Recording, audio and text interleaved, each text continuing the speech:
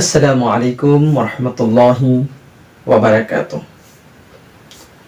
প্রিয় দেশবাসী, সামনে আসছে নির্বাচনের আগামী 12ই ফেব্রুয়ারি 2026।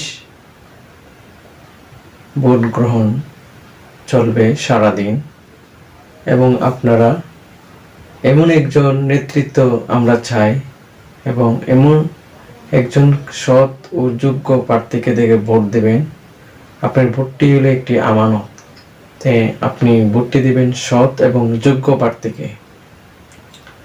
আপনি যদি আপনার একটি ভোট যদি একটি অসৎ লোককে ভোট দেন আর সেই ব্যক্তি যদি আপনার ভোটে এমপি হয় বা মন্ত্রী হয় আর সে যদি সরকারি কোষাগার এবং জনগণের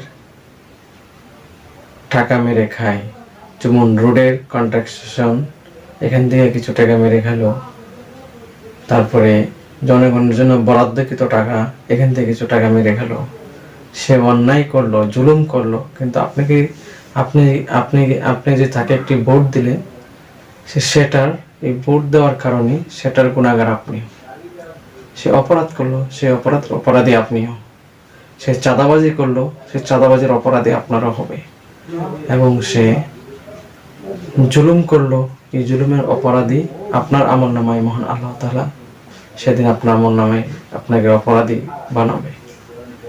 আপনার ভোটটি একটি আমানত, আপনি আপনার ভোটটি আপনি ইসলামের পক্ষে দিবেন এবং বাংলাদেশের আলেম ওলামার পক্ষে থাকবেন, আলেম ওলামার সাথেই থাকবেন। আশা করি আপনারা আমার কথাগুলো বুঝতে পেরেছেন।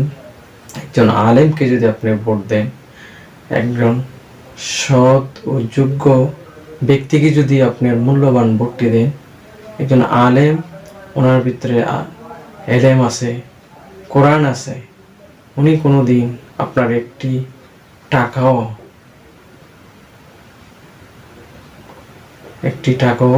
মারবেন না এবং একটি টাকাও উনি খাইবেন না।